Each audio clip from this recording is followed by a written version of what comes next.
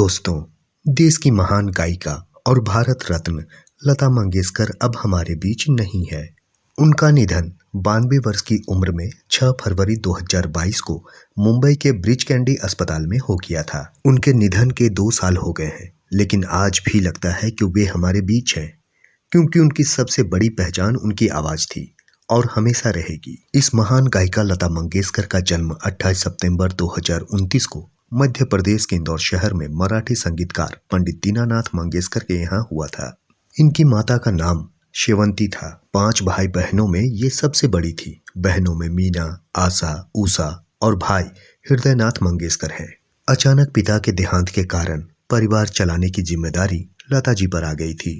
ऐसे में तब उनकी मदद मास्टर विनायक ने की, जो उनके पारिवारिक मित्र थे, और फिर लता मंगेशकर रंगमंच कंपनी में गाने और अभिनय करने का काम करने लगी। 1940 में जब गायकी के क्षेत्र में अपनी जगह बनाने के लिए बंबई पहुंची, तो उन्हें यह कहकर रिजेक्ट कर दिया गया कि उनकी आवाज बहुत पतली है। कहा जाता है कि 1942 में मात्र 13 साल की उम्र में उन्होंने अपना पहला गाना मराठी फिल्म किती हसाल के लिए रिकॉर्ड की, और फिर अपने 8 दशक के लंबे करियर में लता मंगेशकर जी ने 36 भाषाओं में 30,000 से भी ज्यादा गीत गाई हैं। फिर 1949 में फिल्म महल के लिए आएगा आने वाला गीत गाई।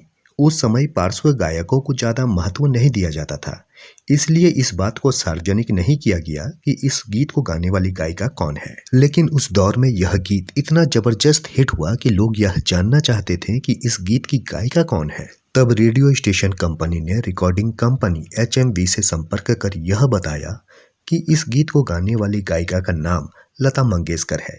तो लोगों में खुशी का ठिकाना न था, और इस तरह देश को एक नई सुरीली गायिका मिल गई।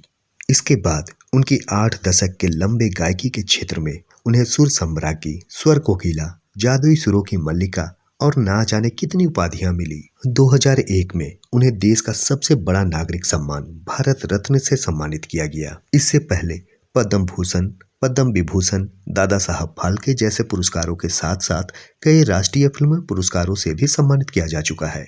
इस महान गायिका लता मंगेशकर ने 3 पीढ़ियों के लिए गीत गाई हैं, जो बहुत कम लोग कर पाते हैं। उनके द्वारा गाए देशभक्ति गीत ऐ मेरे वतन के लोगों को कौन भुला सकता है।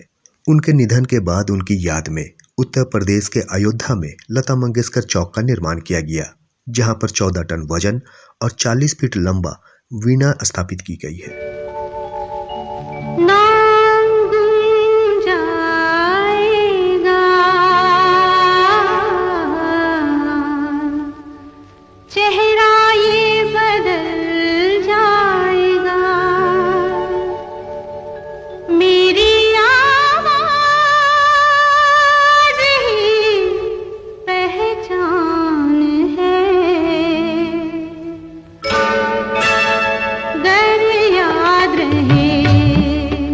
देश की इस महान गायिका के द्वितीय पुण्यतिथि पर उन्हें भावपूर्ण श्रद्धांजलि अर्पित और नमन करता हूँ।